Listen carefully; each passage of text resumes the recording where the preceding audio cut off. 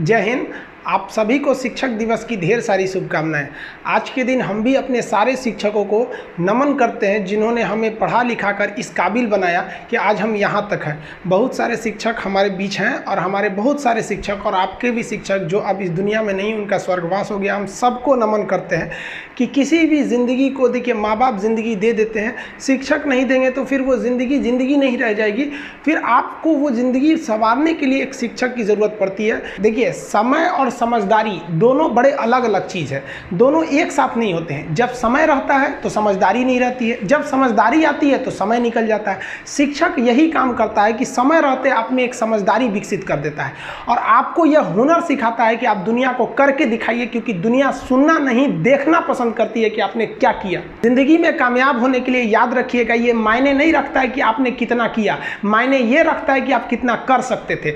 जब लंका में पुल बनाया जा रहा था पत्थरों को जोड़ कर सीता माँ को लाने के लिए, तो बंदरों के साथ साथ गिलहरियां भी वहां पत्थर भर रही थी। तो इन सब से कितना पत्थर ही उठेगा। एक बंदर आया तो उठा के फेंक दिया गिलहरी को, भाग यहाँ से, तो इतनी पत्थर बीच में ला रही है। तो मर्यादा पुरुषोत्तम राम के पास वो जाके गिलहरी गिरी, तो गिलहरी को वो प्यार से सहलाए थे ना, तो ऐसा कहा जाता है कि इस पे जो निशान है गिलहरी के पीठ पे, वो राम जी का है। राम जी ने उस बंदर को बुलाया और कहा कि देखो, तुम इतना विशाल पत्थर उठा रहे हो तो तुम्हारा शरीर भी विशाल है।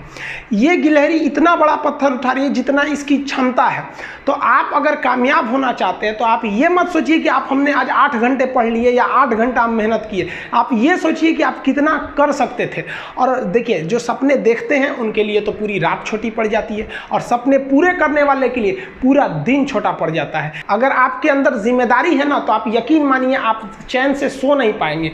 जिम्मेदारी ऐसी चीज होती है जो रातों की नींद छीन लेती है। रात में जगने वाला हर लड़का आशिक नहीं होता। पैसा और समय में तालमेल बिठाना बहुत जरूरी होता है। पैसा कहता है कि तू कुछ करेगा तो हम आएंगे, जबकि लोग गलती करते हैं। लोग कहते हैं कि पैसा आएगा तब हम कुछ करेंगे। ऐसा नहीं है। पैसा कहता है कि तू मुझे आज बचा ले, मैं कल तुझे बचा लूंगा। पैसा बेशक भगवान नहीं है और ना ये आपके साथ ऊपर तक जाएगा, लेकिन पैसा जब तक आपके साथ है ना, तब तक आपको नीचे गिरने नहीं देगा।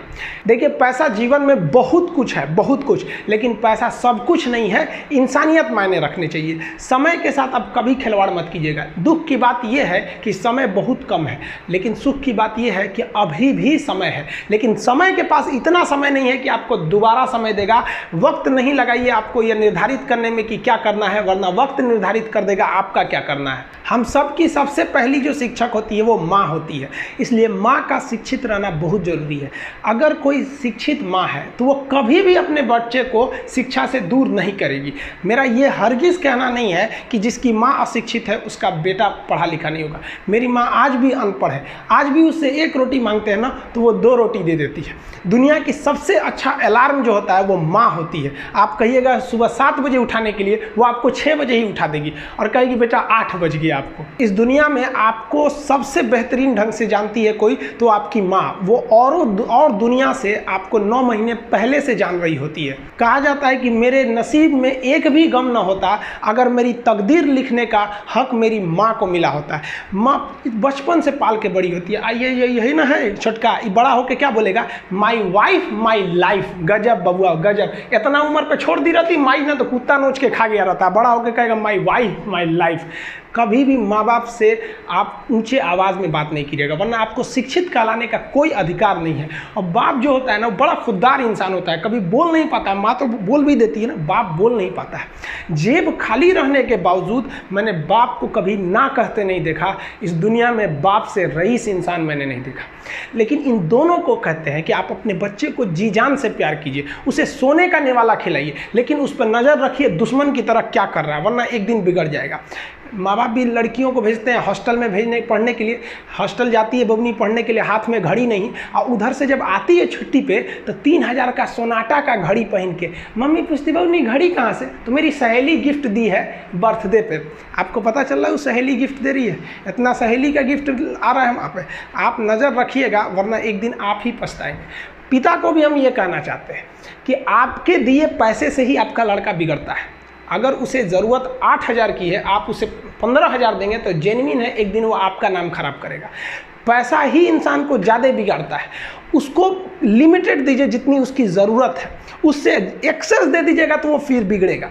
और माँ अगर बेटियों पे ज़्यादा नज़र नहीं रखेगी तो फिर वो भी बिगड़ेगा। नज़र रखिए जब तक वो कामयाब नहीं हो जाता। जब कामयाब हो जाएंगे तो उनके अंदर खुद समझ में आ जाएगी कि क्या मेरे लिए सही है और क्या गलत है। भौतिकवादी इस समाज में भाई भाई में तकरार बढ़ते जा रहा है, ये सबसे गलत है।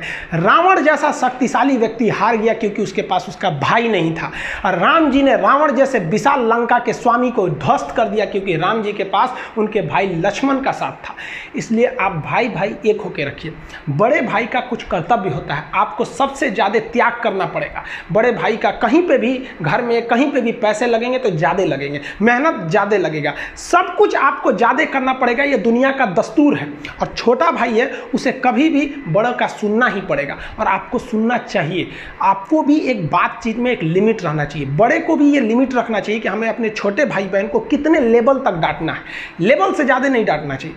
और छोटे भाइयों और छोटे बहनों को भी याद रखना चाहिए कि हम अपनी ज़ुबान का इतना गलत इस्तेमाल ना करें कि बड़े भाई या माँ बाप को बुरा लगे।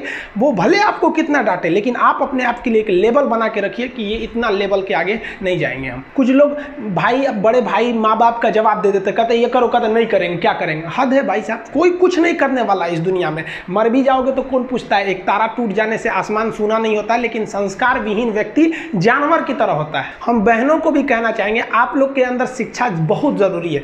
आप कम खाइए लेकिन माँ बाप से कहिए कि हम पढ़ेंगे पढ़ेंगे पढ़ेंगे। शिक्षा बहुत ज़रूरी है, शिक्षा बिना हर चीज़ अधूरा है। और आप जितनी भी लड़कियां हैं उन सबसे कहते हैं अपने अंदर थोड़ा बहुत कुछ सुधार लाइए।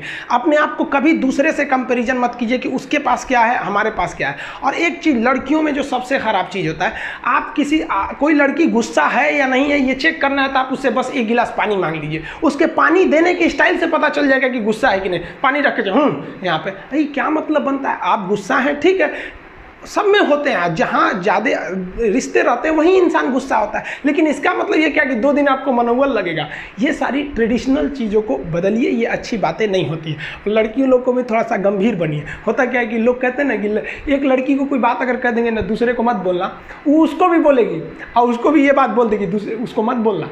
अब पूरा मोहल्ला को पता चल जाएगा, सबको यही पता रहेगा कि किसी से बोलना नहीं है, लेकिन सबको पता चल जाएगा। भाई कुछ गंभीरता लाइए। लड़का लड़की सबको कहते हैं, ज़िंदगी के कुछ राज अपने तक ही रहिए। अपने करीबी भी दोस्त को कुछ खास राज को नहीं बताइए, क्योंकि कुछ करीबी दोस्त को भी ना, कुछ करीबी दोस्त होते हैं, फिर वो ट्रांसफ़र हो जाएगा आगे तक।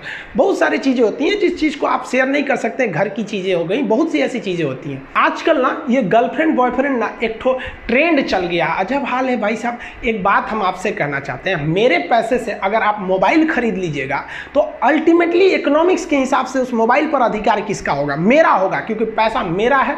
तो आप सोचिए, आप बाप के पैसा से अगर लड़की पटाएंगे तो लड़की किसकी होगी इकोनॉमिक्स के हिसाब से? बाप के लिए। तो लड़कियों को भी कहते हैं कि भाई ऐसा लड़का को मत वैल्यू दो जो बाप की कमाई पे तुमको घुमा रहा है। और लड़कों भी कहते हैं जागो, अगर बहुत शौक है ना गर्लफ्रेंड बनाने का तो अपने पैर पे खड़े हो जाओ। जिस दिन पैर पर खड़े होगे ना, उस दिन समझ में आएगा ये सब चीज़ें फालतू चीज़ें होती हैं।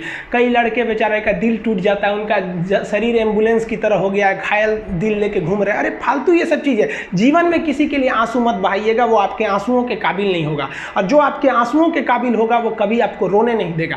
दिल टूट गया, गोली मारो यार। प्यार 24 कैरेट का था आपका, उसी की औकात नहीं थी जो खरीद सके। और हस्बैंड वाइफ में भाई साहब, हमारे जितने दोस्तों की शादी हुई है ना, वो सब परेशान रहते हैं हस्बैंड वाइफ में। इन दोनों में केवल एक खराबी है, दोनों अपने आप को सुप्रीम कोर्ट समझता है। हमारे भाई साहब, आप मिलजुल के रहिए। अभी क्या है कि आप जितने भी स्टूडेंट हैं, आप सबका जॉब लगेगा, अपने से सब शादी ब्याह सबकी होगी, भाई आपका परिवार खुश रहे। लेकिन आप देखिए, शादीशुदा इंसान हमेशा परेशान रहता है, ये दोनों हमेशा झगड़ते रहते हैं। समस्या क्या है? वाइफ चाहती है हस्बैंड को समझाएं अपनी बात, और हस्बैंड चाहता है कि हम अपनी बात वाइफ को समझाएं। भाई आप दोनों से कहना चाहते हैं, आप कोशिश करिए ये क्या कहना चाहते हैं, इनकी बातों को आप समझ जाइए। और आपसे कहते हैं आप अपनी बात मत थोपिए, इसकी बातों को समझिए।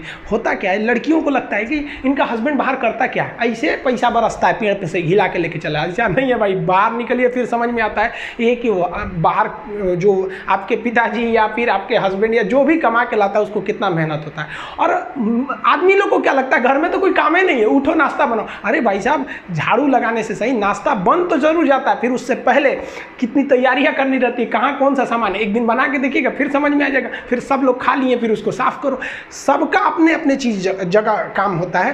कोई दुनिया की हर चीज़ आपस